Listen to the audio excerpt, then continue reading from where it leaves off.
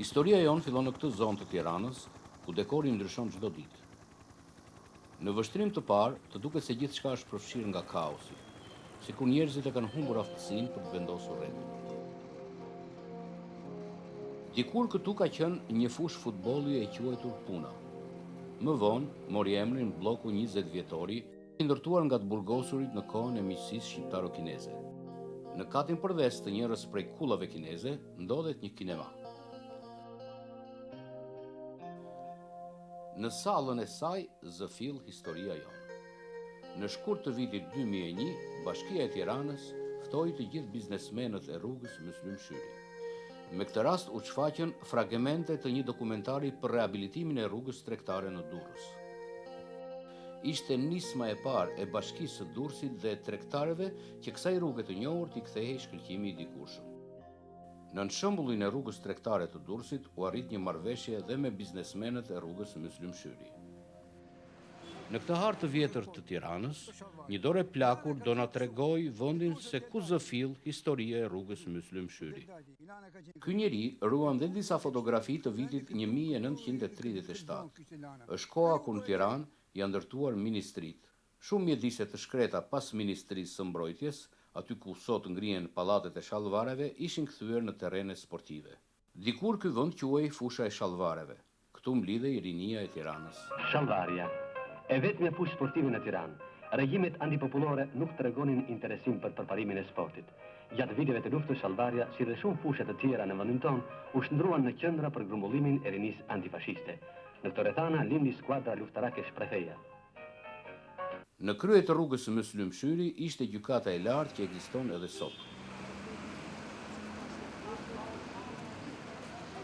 Tani në fakt Shallvarja në 24 nuk ka ekzistuar. Si fushë futbolli ne kishim përpara sot ku është kryeministria, përpara kryeministrisë ishte një shesh ne losim futboll atje. Ke ura lanës ku është sot në bulevard ishte aerodromi.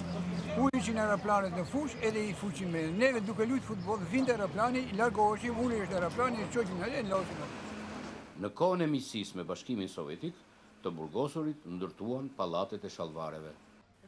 Irfan Tërshanën e shohim shpesh në këtë rrugë me cilin e lidhin shumë kujtime. Ai na flet për fushën e futbollit tek shallvaret, për Salin Albanin që kishte ndërtuar me shpenzimet e veta 3 fusha tenisi. Na përmend bllokun Puna, ku më parë ka qenë fusha e futbollit e Xhavit Demnerit. Ai është si një arkiv e gjallë që ecën. Në maj mbush gati një shekull. Feston 97 vjetorin. Nga shtëpia ime që ka qenë këtu, më pasaj në filloj të hapet rruga Myslim Shyri. Rruga Myslim Shyri është hapur në vitin 1969.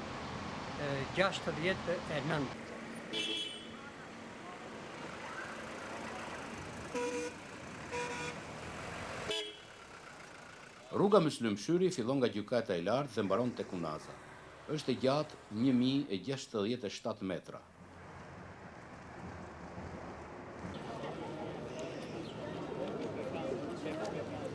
Para një javë na buni ftesë bashkia tek Irimondati që komuniteti kontriboj për rregullimin e rrugës. Kjo i pëlqen gjithëve, por duket diçka e pabesueshme përderisa nuk do shohim, por këtë punë do t'ja lejmë gjithsesi do t'ja lejmë të ardhmës. Shpresojmë që gjithë këto para që kërkon bashkia për të rregulluar këtë rrugë mos të vend në xhepa të drejtime të ndryshme që nuk di se ku vjen edhe për rrugët e tjera që janë bërë deri sot. Me ndryshimet e mëdha që do të ndodhin, ajo pret të bëhet një nga rrugët më të bukura të Tiranës. I thon rruga tregtare se ka mbi 170 dyqane.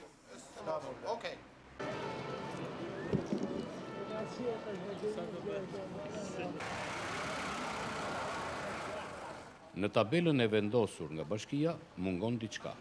Kontributi i tregtarëve për rehabilitimin e rrugës. Njerëzit po shndrohen në spektator. Pritet fillimi i spektaklit. Ky manekin i bukur, që Ana i quajnë me humor Joy, mban akoma rrobat e verës. Edhe ajo vështron nga rruga.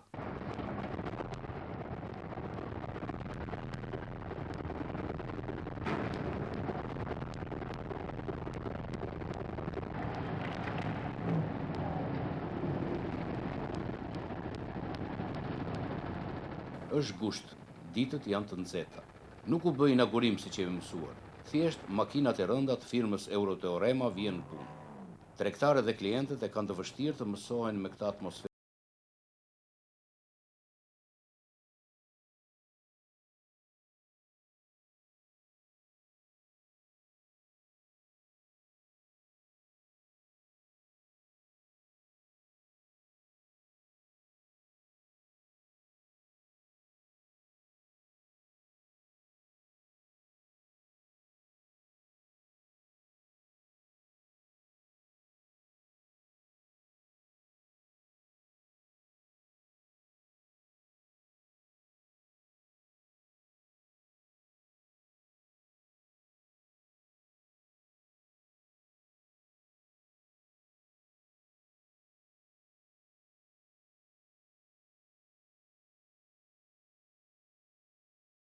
Dhe politikanët që mendojnë gjithmonë për hallet e popullit. Aty pranë është një njoftim. Lajmërojnë të gjithë qytetarët që dëshirojnë të marrin lesh vendi, se të shtunën fillon shitja e leshit nga drejtoria.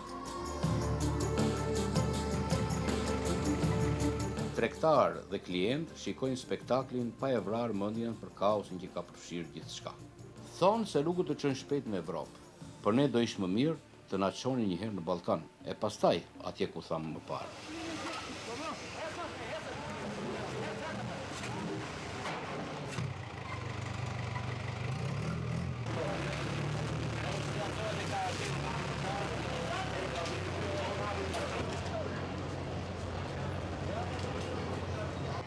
Në fund të rrugës, pa dalë në unaz, banorët e shtëpive aty pranë janë sot shumë të shqetësuar. Dikush ka thënë se bashkia do t'u prishi havllit. Ata kanë kohë që diskutojnë për një çështje që ka mbetur ende e pasqaruar. Prandaj pas bëhet kombesimi shtetit nuk ka duhet të vitin na thotë që do e prishin. Duhet të bëhet kombesimi të jashtë mbas rregulla të bëhet një plan studimi urbanistik çfarë mund të bëhet, se kjo mund të prishë, mund të hapet edhe për shembull se pa hapin trotuar, do thonë të hapin. Si do bëhet të ngjerë gërmall, prap. Puna vazhdon me ritme të larta. Gërmimet e dheut do të zënë një sipërfaqe prej 5600 metra kub. Do të shtrihen 2200 metro linear tubacione për ujësjellsin dhe në dy anët e trotuareve do të vendosen 9500 metra katror pllaka të prodhuara në vend. Do të instalohen 89 shtylla dritash dhe do të mbillen 25 rrape të rinj të ardhur nga Italia. Të duket e çuditshme se do të bëhen kaq shpejt gjithë këto punë.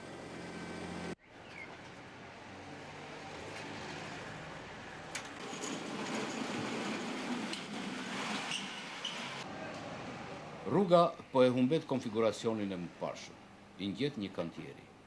Por rreth kanaleve mungojnë mjetet mbrojtëse, qoftë dhe disa shirita letre që të paralajmërojnë për rreziqet. Manekini Joy na paralajmëron se vjeshta po troket.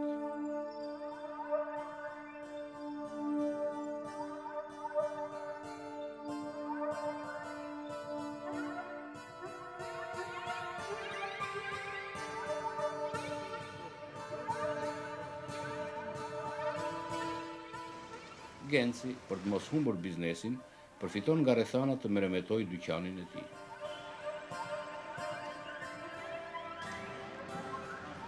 Shumë lokale të krahut të djathtë janë mbyllur.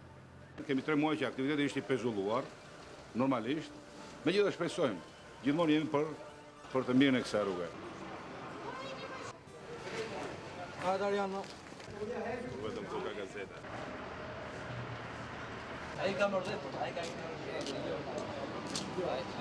Është shqetësues fakti që rrugët po bëhen bukura ndërsa biznesi po bie. Do hapet një kanal tjetër këtu. Çe kanal do hapet? Që atje deri te kërcimit e motor. Manekin Joy paralajmëron për stinët që vinë e ikin. Tani ajo vesh rrobat e dimrit dhe pret klientët që janë rradhuar.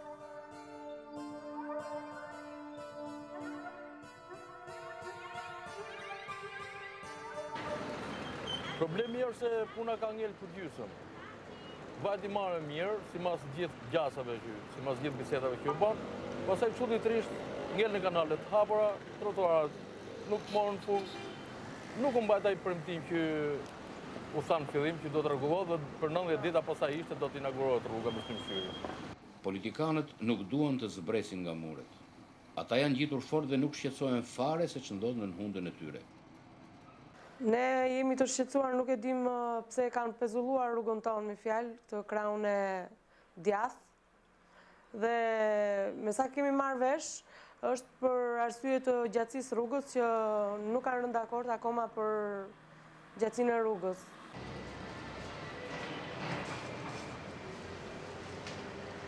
Kjo është bërë pak shqetësuese për banorët e rrugës, sepse fillon dimri, fillojnë shirat dhe më e keqja është se nuk dihet arsyeja. U bë një javë që punëtorët nuk vinë.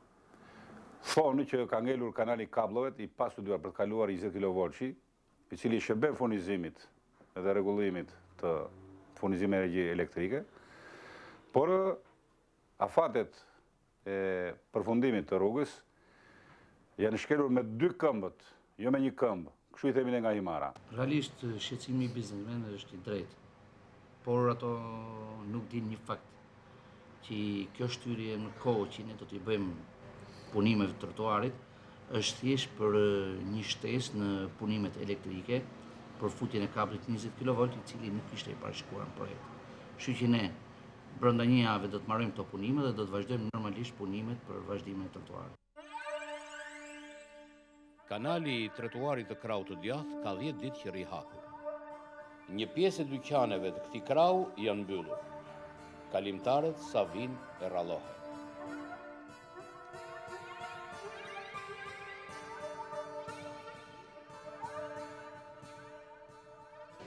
Shumë bukur është bërë rruga më tonë, por për mendimin tim, duke lënë këtë pjesën këtej, gjithë kjo baltë e prishi këtë rrugë mrena 6 muajve. Kjo është o dobësie e inxhinierëve të bashkisë, ose është dobësie e ndaj arkitekti që ka menuar me bëjë gjë të bukur në këtë rrugën tonë, ose është nga menaxhimi i keq i legëve që janë humbur për këtë rrugë për të bërë. Për mendimin tim, pjesa më e mirë do ishte të ushtrohesh në gjitha këto pjesët këtej, pastaj do bëhet kjo kryesore siç bëhen punë të shtëpisë.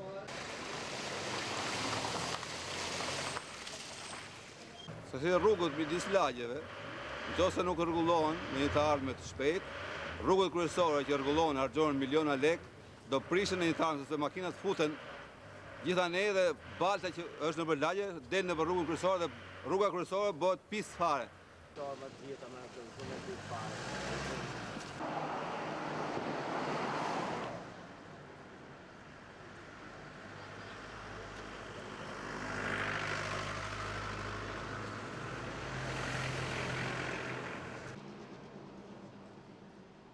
Furtari Morten i ardh nga një vend mik, i joshte banorët e rrugës Muslim Shyri me recetat gjermane.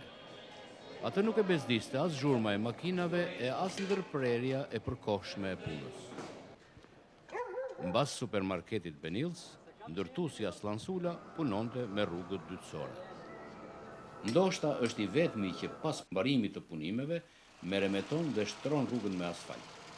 Ai përveç ndërtimeve me cilësi kërkon të krijojë marrëdhënie të mira dhe me banorët e lagjës. Ja tash në kraun e djathtë rrugës Muslim Shyri, si për të bërë qefin të djathëve, janë ndërtuar 2 pallate shumë të bukura. Por ndërsa njëri ka asfaltuar rrugën poshtë, duke eliminuar baltën, të cilën ne e sjellim me kamët tona në shtëpitë tona, tjetri nuk ka çarë kokën fare për këtë punë, e ka lënë për faqe të zezë dhe aq më tepër ka dëmtuar dhe gjithë rrugën Himkolli nga makinat e rënda që kanë kaluar atje.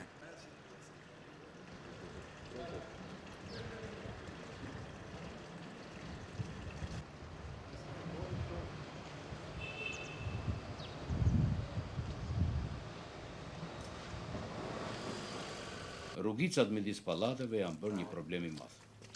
Ata jo vetëm që ngushtohen nga ndërtimet paleje, por tërë baltën e nxjerrin në rrugën Muslim Shyri.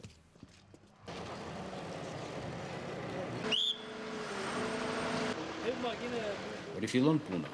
Më në fund sqarohet dhe çështja e ndërprerjes së saj. Në marrëveshje me Keshin u hap kanali për shtrimin e kabllit elektrik 20 kV. Nëse kjo punë nuk do të kryej tani, trotuari do të çajë më vonë, kur ai të kishë përfunduar. Dëmet do të ishin të pallogaritshme.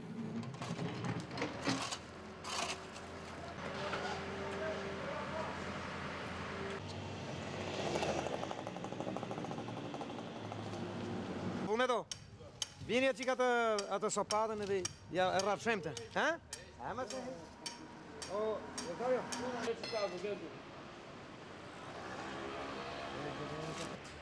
Kjo është quajtur ndryshe dhe rruga e rapeve. Ato i japin asaj në çdo stin një bukuri të rrallë. Në vendet bosh do mbillen 25 rape të rinj të sjell nga Italia.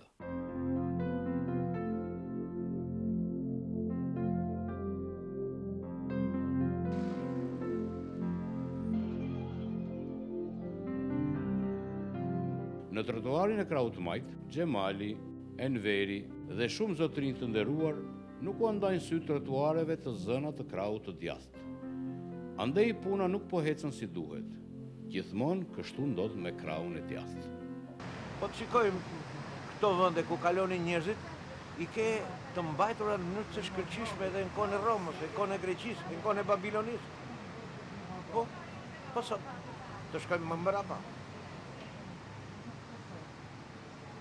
Në trotuar njëri i teket vë një reklam të madhe, edhe pengon njerëzit. Një tjetri vë një kabinë të madhe telefonash. Askush nuk e thot. Mund çdo njeri të bëj. Vë një reklam të madhe që zë gjysmën e trotuarit. I merr trotuarit 3 metra. Po pastaj Pushtimi i kësaj pjesës së rrugës nga ky kryqëzimi këtu, edhe deri në fund që lidhet me Unazën, është një realitet.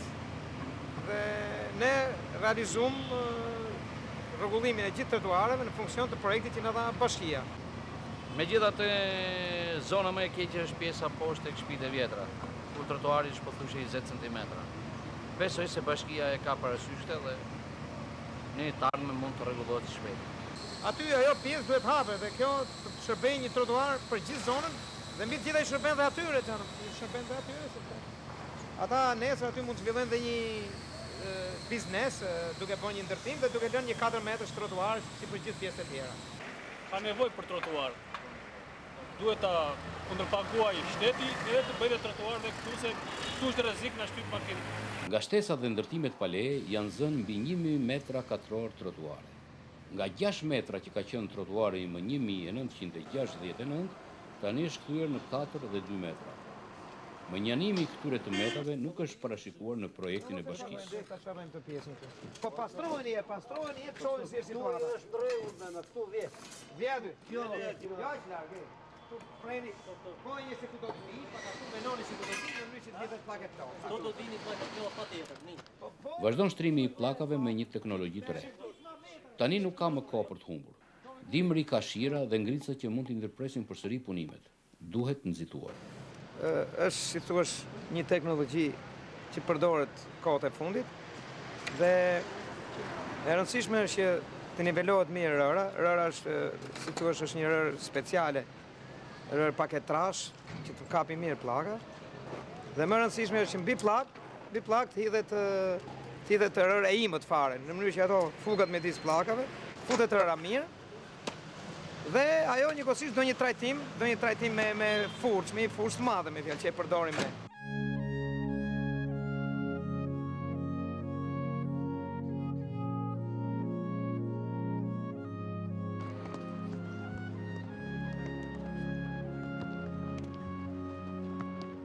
Rrugës po i vjen fundi. Hidajeti, Beni dhe Plumbi vijnë për të kontrolluar punën. Ende ka probleme me pllakat që lëvizin dhe me tubacionet e shkarkimit të ujrave që dalin në rrugë. Hidajeti përmend një shprehje: 2 gjëra janë më të dëmshme për një vend. Politikanët e këqinj e prishin shtetin, ndërsa uji është armiku i rrugës.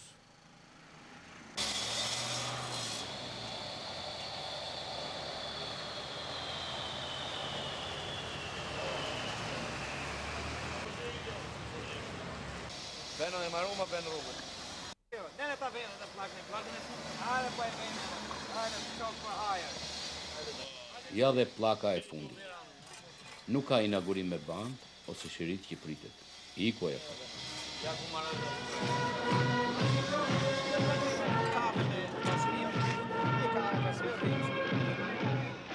Politikanët nuk e prishin Terezin. Ka 9 muaj që janë ngjitur mureve dhe nuk i zbresin dot. Plumbi dhe Beni vinë shpesh për të mbikëqyrur trotuaret. Takohen me shumë kalimtar të rastit, banor të kësaj rruge, të cilëve ju dhëmb edhe një pllak që lëviz. Beni është i shqetësuar se nuk shikon tek të gjithat përkujdesje për rrugën dhe trotuaret. Për të kjo rrugë është rrugë shtet, po patet dashuri për rrugën, ke respekt edhe për shtetin. Shtet do kemi kur do respektojmë shtetin, se po se respektuam atë s'kemi shtet me vërtet. Do më kemi akuzuar veten tonë kur themi s'kemi shtet. Jemi firmë private, kemi bëjë kontratë me shtetin, kemi përpjek ta bëjmë mirë dhe Jo, nuk ka... në mënyrë që edhe kur kalojmë nesër, mos na shajnë që këta janë që e kanë po keq.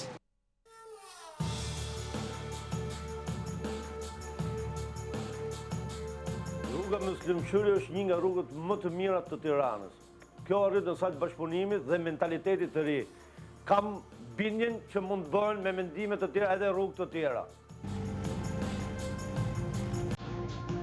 Unë do të shkruaj një diçka që rruga mbaroi, por të gjitha pllakat e shtruara janë pothuajse janë thyer. Pra, është bërë një punë që u them shkel e shkop për të lëvruar parat. Sa dhe vetë italiani kur e pyetën që i tham, o zoti këto pllaka luajnë, kjo rër nuk është e dimensionet timta, tha bona për Albania.